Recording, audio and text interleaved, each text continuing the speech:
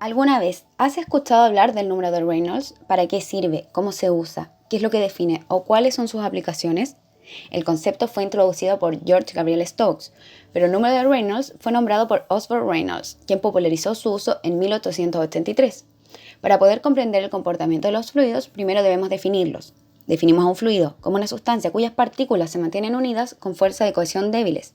Por esto, adquiere la forma del recipiente que lo contiene.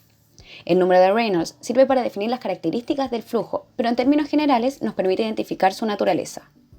En base a los experimentos realizados por Reynolds, se concluyó que las fuerzas del momento son función de la densidad, el diámetro de una tubería y de la velocidad media. Además, la fricción o fuerza viscosa depende de la viscosidad del líquido. Según dicho análisis, el número de Reynolds se definió como la relación existente entre las fuerzas inerciales y las fuerzas viscosas. La fórmula presentada, donde definimos la longitud característica como el diámetro de un cuerpo cilíndrico, corresponde a la ecuación para flujos internos, donde el sólido está fuera del paso del fluido. Su aplicación radica comúnmente en el análisis de tuberías.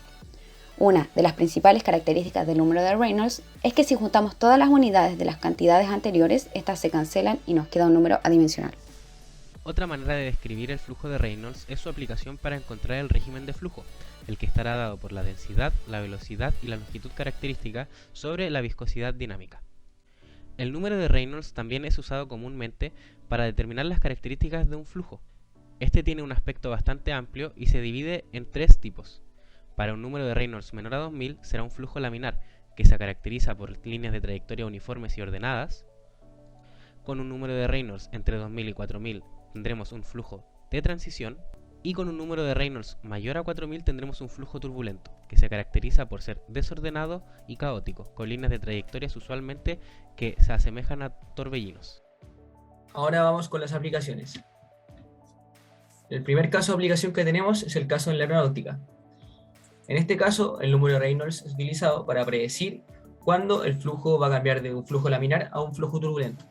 Como podemos observar en esta imagen, el flujo del aire entra de forma ordenada, y en este punto, el punto de transición, el cual se denomina la capa límite, pasa a ser un flujo turbulento.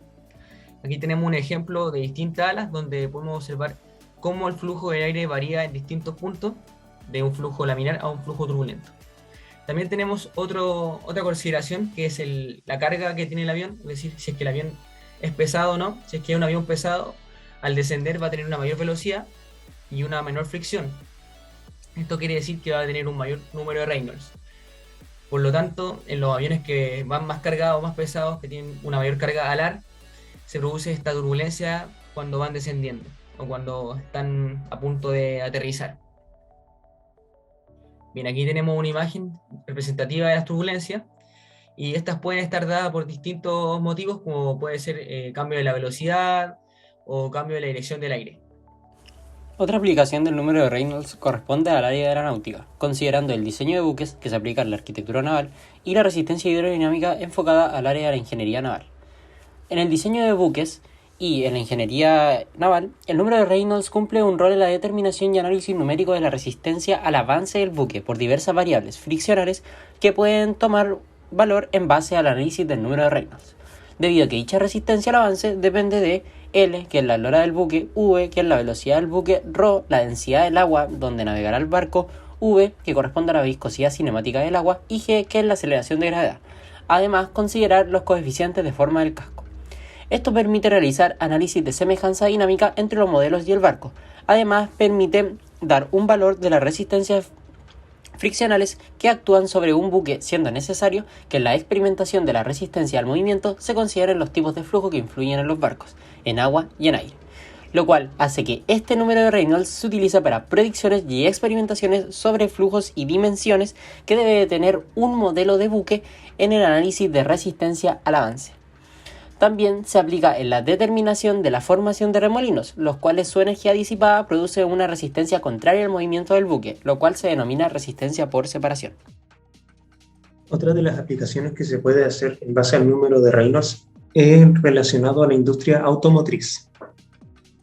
En la ingeniería automotriz, el número de Reynolds influye en la resistencia de la fricción superficial debido a la forma del vehículo y otras variables que afectan en la resistencia aerodinámica como la pintura, superficie expuesta, etc. Es decir, cuanto menor sea el largo de la carrocería, menor superficie expuesta a la fricción superficial habrá, por lo que el desafío se basa en disminuir esta fricción en la superficie. Es por esto por lo que se habla de términos como la rugosidad en función de la velocidad, longitud del vehículo, etc.